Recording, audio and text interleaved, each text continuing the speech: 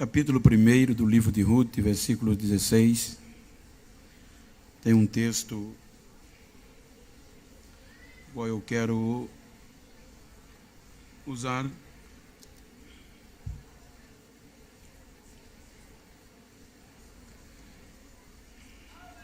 Versículo 15.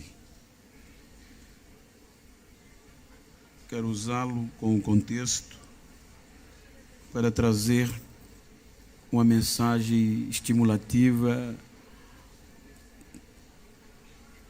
muito conhecida, mas está no meu coração. Então Noemi a aconselhou: veja, sua cunhada está voltando para o seu povo e para o seu Deus. Volta com ela.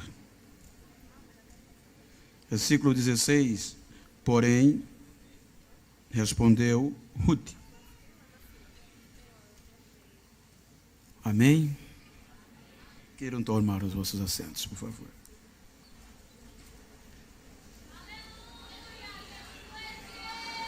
Queridos, o texto que nós lemos,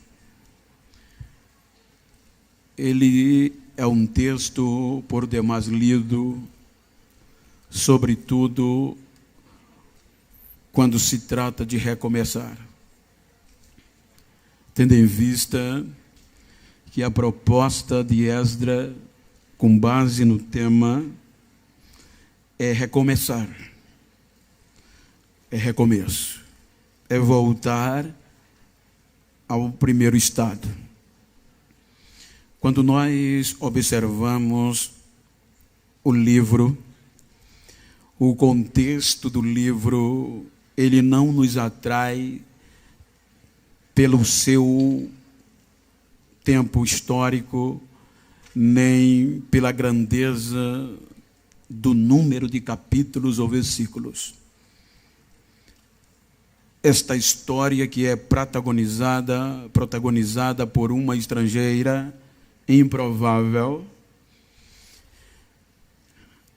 ela tem chamado a atenção, como durante muitos anos e até hoje, de alguns epígrafos, de alguns eruditos, porque um livro ou uma obra no contexto acadêmico, teológico, porque uma obra tão curta, composta de 4 capítulos, cerca de 85 versículos, tem uma contundência tão grande na história de Israel.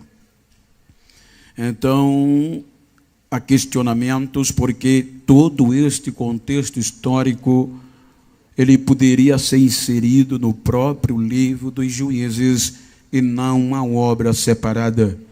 Porque o texto, quando começa a relatar a história, ele fala que estes acontecimentos deram-se nos dias em que os juízes julgavam a terra.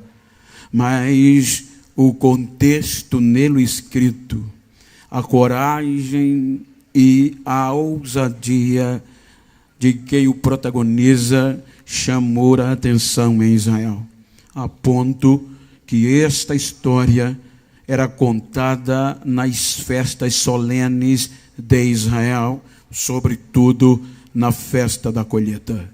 Quando nós observamos o contexto e o seu texto, deparamos-nos com um contexto bem conhecido. Os irmãos hão de convir que aqui era num contexto onde o povo de Deus poderia desfrutar literalmente da aliança que Deus fez com Abraão, com Isaac e com Jacó, quando Deus havia lhes prometido que iria colocar a sua descendência em uma terra que manava leite e mel. Então ali Deus fez uma aliança com Abraão e a sua descendência. Portanto, no período passado, então vem um contexto em que Deus, pela sua fidelidade, independente da infidelidade do povo, a Bíblia mostra que Deus coloca o povo na terra prometida, cumprindo a aliança de fidelidade. A Bíblia fala que Josué liderava o povo e distribuiu as heranças à terra, conforme Deus havia relatado a Moisés. E isto Moisés passou para Josué, consequentemente ele o cumpriu. Diz a Bíblia que agora era a hora do povo desfrutar do melhor. Quando o relato no capítulo 2 dos Juízes diz que Josué faleceu, Josué morreu e, consequentemente, os mais experientes, os anciões, os mais velhos, que faziam parte da coordenação. Quando a Bíblia fala, no versículo 10 do capítulo 2 de Juízes, que agora entra em evidência uma nova geração. E o interessante é que o escritor faz menção de registrar uma nova geração que não tinha experiência com Deus, uma nova geração que não conhecia Deus nem os seus feitos, uma geração que agora prioriza o seu contexto ideológico, o seu contexto comportamental, esquecendo Deus, e diz a Bíblia, deixando Deus para trás. Esta nova geração resolveu quebrar a aliança com Deus, ou seja, fazendo cada um o que lhe dava na mente e se inclinando diante de outros deuses. Então é quando agora a Bíblia diz que resolve Deus disciplinar esta geração para mostrar quem era ele. Então é quando a história mostra que Deus usa o elemento chamado fome para punir o povo que quebrou a aliança. A Bíblia mostra que quando Deus, ele assim o faz, a fome toma conta de todo o Israel. Quando a fome predomina sobre Israel, então a Bíblia é bem categórica, que a fome se estendeu em um patamar tão elevado que a fome chega em Belém. Belém, etimologicamente, é casa de pão. Então a fome chega em Belém e começa a atingir todos os moradores, a ponto de que faltou pão. É neste contexto que a Bíblia destaca uma família judia composta de 4 membros: Elimeleque, Noemi, Malom e Quilion, os 2 filhos do casal.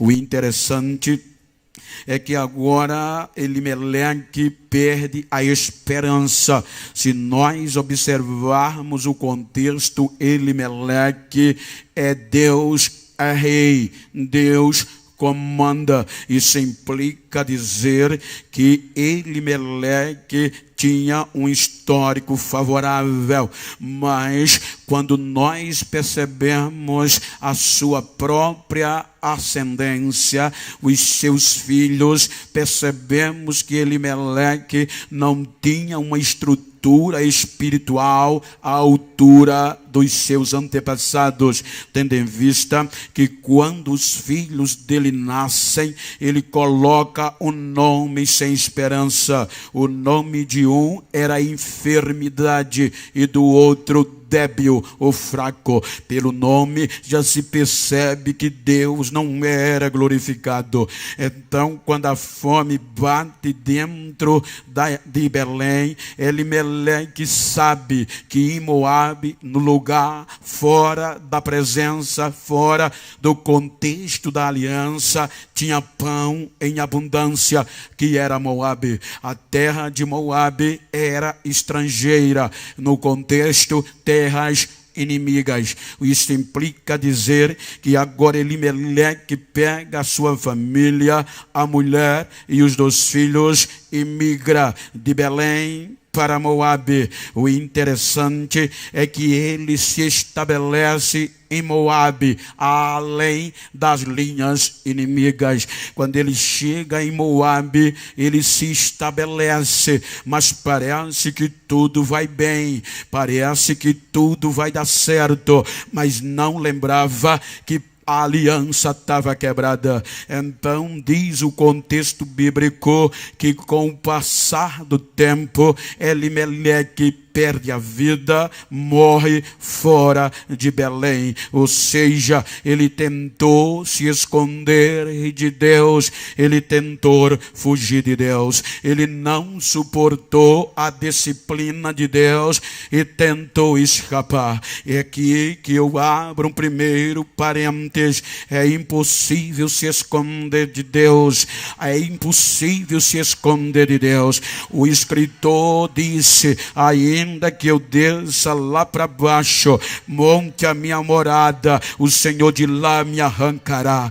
Ainda se eu subir o céu para tentar me esconder de ti, o Senhor me vê e me faz descer de lá. Então não adianta fugir de Deus. Se quebrou a aliança, o melhor meio é recomeçar, é refazer, senão não dá certo, porque tem muita gente, muitos que pensam que disciplina é para matar. Não, é muito pelo contrário. Disciplina é uma correção de quem ama para não perder. Ou seja, outro dia eu estava ouvindo de um amigo na minha igreja que ele contou uma experiência que teve alguns amigos em Israel. Ele diz que um grupo de turistas cristãos foram conhecer Israel e no translado de um lado para o outro, passaram em uma região pastoril e um pastor estava com um rebanho de ovelhas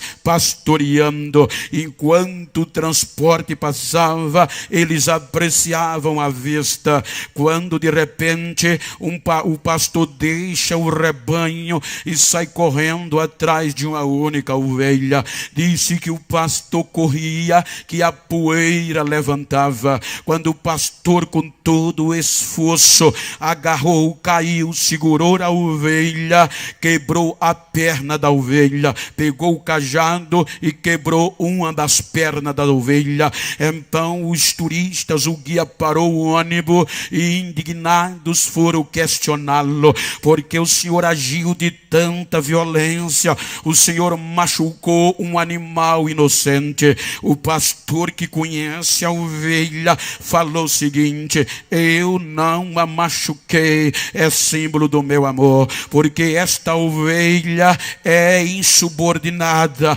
ela sempre foge do rebanho e já corri muito risco de a perder pelos lobos, pelas víboras, pelas serpentes, e agora ela ia correndo, pastor, diretamente para o abismo e eu ia a perder. Por isso que eu me esforcei, eu me joguei sobre ela e quebrei-lhe uma das pernas, porque agora eu sei que eu vou poder carregar ela nos meus braços e eu não vou perdê-la. Ou seja, disciplina é porque ama, disciplina é para não te perder. Diga para quem está ao seu lado: não adianta fugir da disciplina de Deus, o melhor é recomeçar do que tentar fugir. Então Elimeleque foge e morre fora de Belém. A Bíblia diz que Noemi fica com Quilom e Maliom.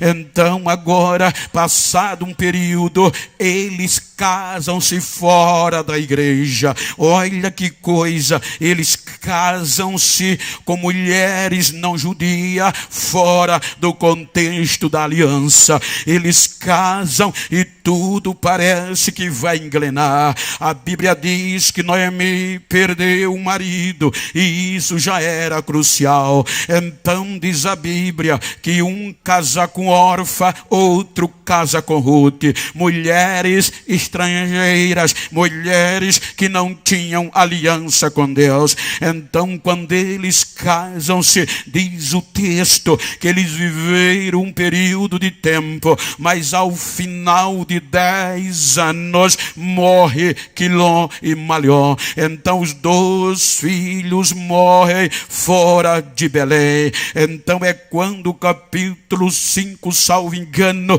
do capítulo 1 diz: sendo assim, ficou Noemi desamparada de marido e de filhos. Isso implica dizer que agora sobrou só uma mulher com aliança, Noemi. Veja que as 3 ficaram, mas até aqui o contexto não relaciona no contexto de intimidade as noras. Só Noemi ficou desamparada, Noemi, de marido e de filhos, ou filhos e marido. E os irmãos sabem a cultura, tanto em Moabe como em Israel. Uma mulher sem marido era uma escória da sociedade. A mulher não tinha vontade própria, ela só servia para proliferar. Na lógica normal, aqui acabava a história destas mulheres. Aqui em Moabe era para tudo se encerrar. Mas olha o que é que Deus faz. Olha na decisão de um recomeço, como Deus trabalha. Ou seja, diz a Bíblia, ficaram totalmente desamparadas, sozinha. Pela lógica, a melhor coisa a fazer, elas só tinham direito a 2 decisões. A primeira, se conformar, ficar em Moabe e morrer sem história, ou história negativa, ou dar a cara para bater e voltar para Belém e refazer a aliança com Deus. Ela só tinha estas 2 alternativas. A primeira era cômoda, a segunda era mais difícil. Por quê? Porque a notícia do fracasso já tinha chegado em Belém. A notícia da derrota já tinha chegado em Belém. A hora que isto é praxe, isso é normal do ser humano. Para voltar, iria que dar a cara para bater. Ela voltou, ela saiu porque quis. Ou seja, a notícia que rolava em Belém era negativa, porque é comum o ser humano, para falar do nosso sucesso, nem todos têm coragem. Para publicar as nossas façanhas, quase que ninguém faz, mas para propagar, para compartilhar os nossos fracassos, não precisa você pedir. Vai de um dia para o outro, já está todo lugar sabendo dos teus fracassos. Então, para recomeçar, tem que dar a cara para bater. Então é quando a Bíblia diz que Noemi toma uma decisão. E olha que Deus trabalha em cima das nossas decisões. Ou seja, eu estava ouvindo uma ilustração há 25 anos atrás e nunca saiu da memória, só a ouvi uma vez e ainda hoje lembro, porque muito me ajudou. Um amigo, 2 amigos estudavam numa mesma faculdade. Um cursava direito, o outro agronomia. No final do curso houve a formação, e com a formação houve a separação de ambos, porque o doutor teria que ficar na cidade e o agrônomo procurar o campo. Então por anos e anos se separaram. Quando certo dia houve um reencontro, Isaac, de ambos, e houve alegria, houve trocas de abraços. Então o agrônomo chama o doutor e diz: quando é que você pode visitar a minha casa, a minha fazenda? Então marcaram a data e o doutor saiu da cidade rumo ao campo. Quando o doutor chega no campo, que ele entra na primeira entrada da fazenda, ele fica boquiaberto, ele pasma sem entender, e sem entender ele grita: que coisa linda a sua fazenda é.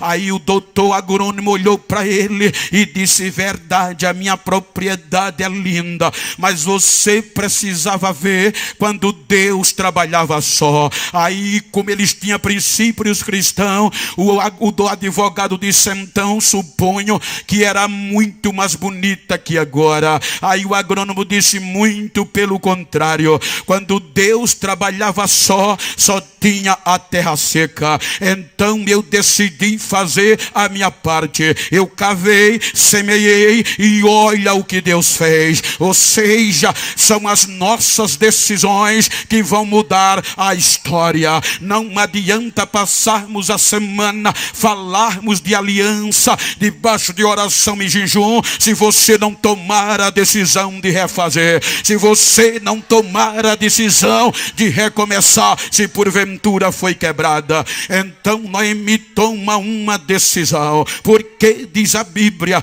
no meio da crise, no meio das perdas, as notícias chegam em Moabe. Deus tirou a disciplina e deu alimento ao seu povo. Moabe, Belém agora tem pão. Então ela resolve dar a cara para bater e voltar para Belém. Aí diz a Bíblia que ela pega as duas noras e estrangeiras e parte rumo a Belém. Quando elas vêm no caminho, a ficha da crente cai. A Bíblia diz que Noemi para, olha para as noras e aconselha a ambas, dizendo: filhas minhas, voltem para a vossa mãe, voltem para o vosso pai e para o vosso Deus, porque eu estou voltando sem nada, eu estou voltando sem história, eu estou voltando sem ter o que comer, sem ter onde dormir, e nem sepulcro eu tenho para ser enterrada.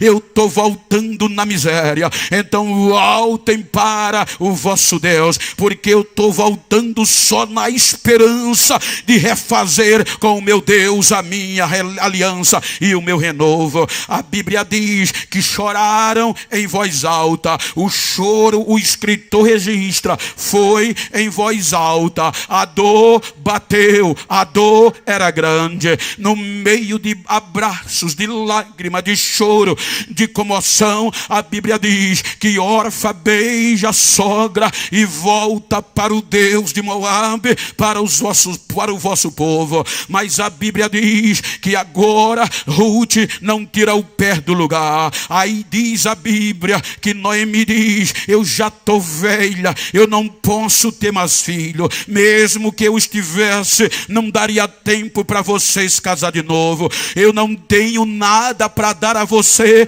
a não ser a esperança de um recomeço. Então diz a Bíblia que ela aconselhou a Ruth a voltar. Ela diz: a tua cunhada está voltando, volta tu também. E aqui a decisão que Ruth toma. Ela tinha mãe, ela tinha família, ela tinha o Deus a quem foi criada. Mas aqui Deus é tremendo. Ele faz com que esta mulher tome uma decisão. Princípio próprio, quando ela olha para Ruth voltando para Belém na miséria, sem nada, ela não aceita o conselho de Noemi. Ela diz: não insista para eu te deixar, porque aonde quer que tu for, eu vou. Aonde tu passares a noite, eu passarei. Pode ser debaixo da ponte, debaixo da mesa, aonde você dormir, eu dormirei.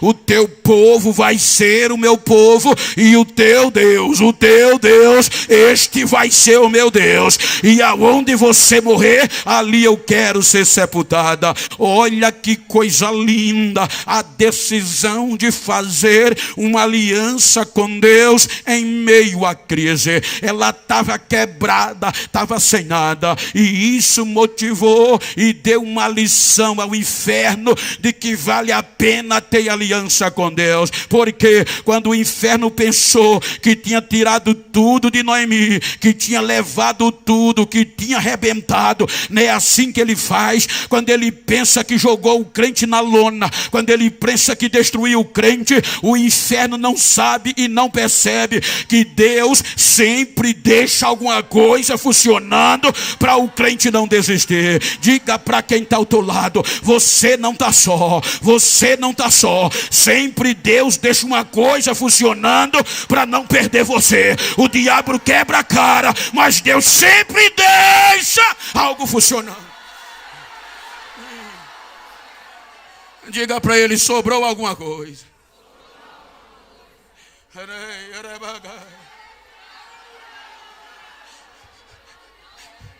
levou o nome, levou o conceito do nome, levou os filhos, levou o marido, acabou, o melhor é desistir.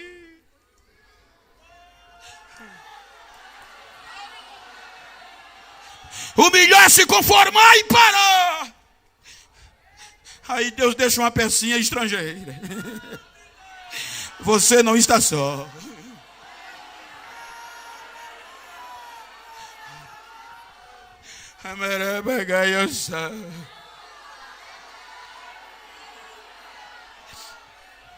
Eu lembro-me de um artigo que eu li de um missionário no Tibete. A perseguição foi tamanha e ameaçaram-no de morte. Se ele não fugisse do Tibete, ele ia morrer.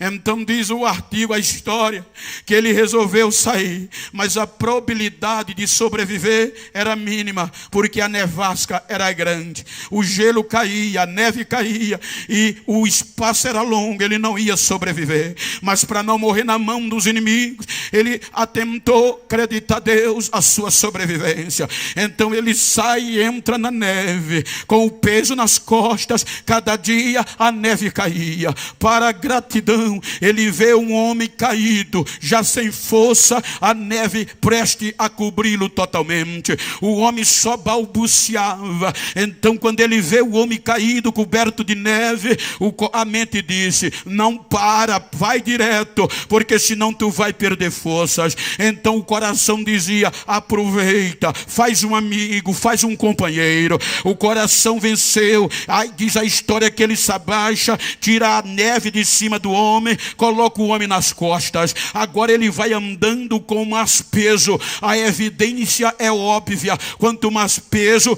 o afundava mais, e para tirar o pé da neve havia mais esforço. Então com isso ele ia perdendo força e ia suando, transpirando cada vez mais. Ao andar alguns quilômetros, ele perdeu todas as forças foram embora e ele despancou. Ele caiu dentro da neve com um homem nas costas. Só que ele não sabia e não percebeu que o suor que ele transpirava aquecia o homem que vinha nas costas. Quando ele caiu, o homem caiu por cima, mas já restaurado pelo suor. Quando o homem caiu, se levanta, olha para o missionário e diz: agora quem vai te carregar sou eu. Colocou ele nas costas e os dois saíram do outro lado. Diga para quem está ao seu lado: está disposto a me dar uma carona quando a crise chegar? Diga: conte comigo, você não está só. Eu não vou te deixar para trás, eu não vou te largar.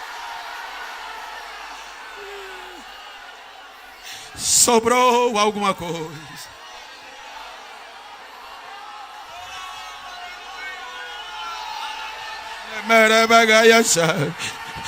Sempre fica alguma coisa funcionando.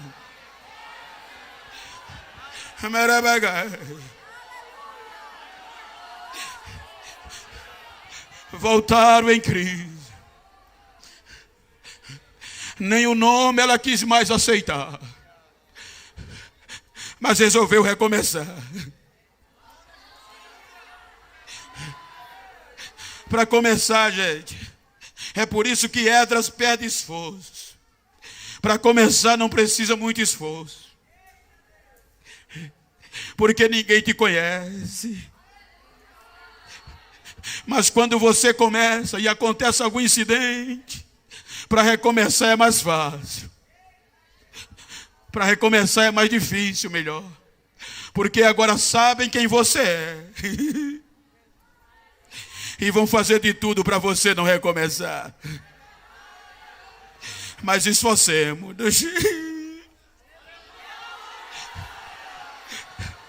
Olha para quem está ao teu lado e diga: estou voltando. Vou dar a cara para bater, mas vou refazer a aliança.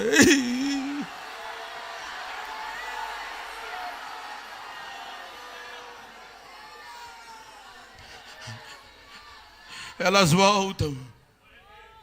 Chega em Belém, a comoção foi grande. A situação era tão catastrófica que as mulheres gritavam: não é Noemi agradável? Não é Noemi. Ou seja, quem era ela?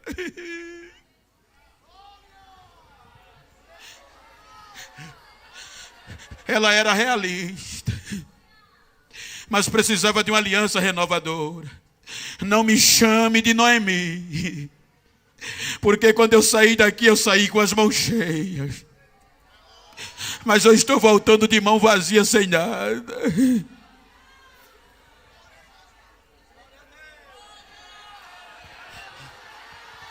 Mas disposta a manter a aliança, a recomeçar.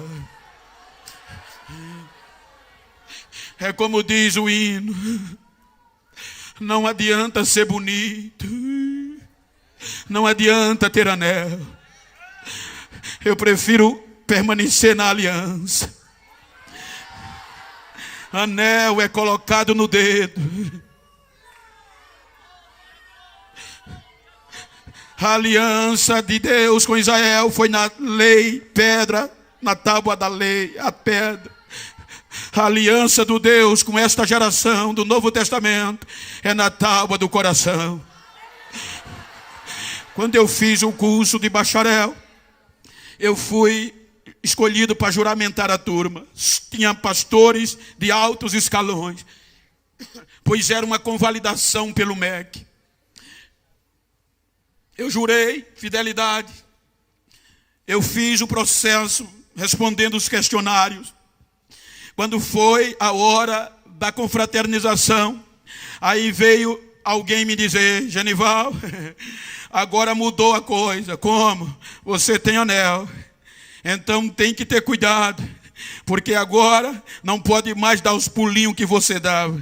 Não pode mais falar línguas estranhas, aleatórias no microfone, que é feio e escandaliza a nova geração. Você vai ter que deixar a chama baixar um pouco e ser mais ético. Eu digo, agora vai ser difícil, porque se eu coloco o anel no dedo, a chama está acesa. Se eu tiro o anel, eu posso permanecer com a chama acesa. Então eu prefiro a aliança, porque enquanto eu tiver aliança tem chama, enquanto eu tiver aliança tem profecia, enquanto eu tiver aliança tem línguas estranhas, enquanto eu tiver aliança, vai, seu... Toma o teu anel, mas a aliança eu não abro mão.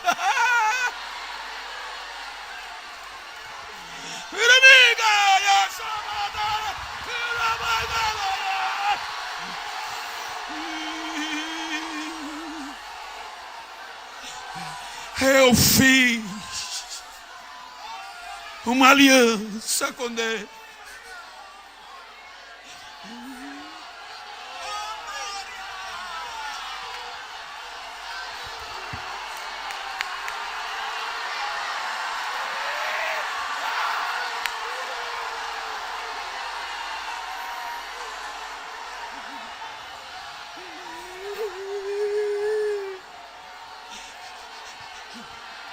Quem fez?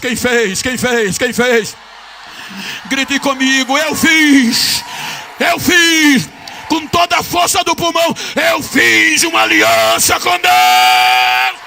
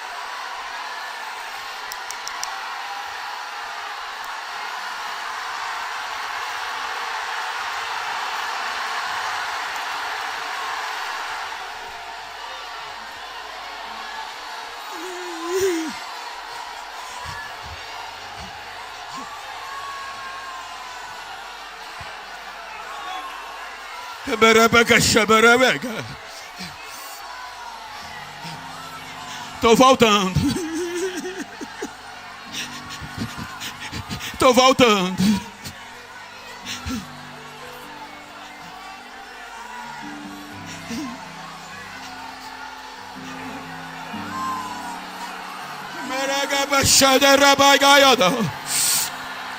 Uribigaia cheia, raia, dega, céu.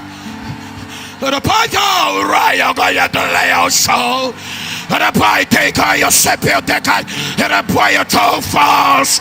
Assim diz o Senhor: eu estou derramando a unção sobre esta geração. Agora, agora, agora, agora.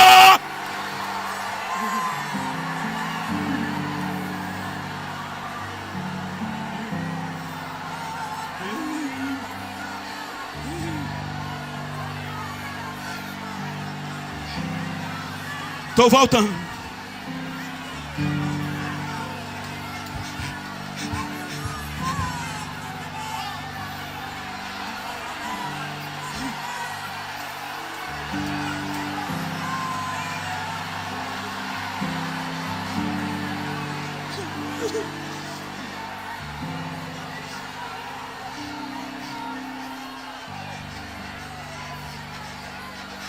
Não abri mão da aliança.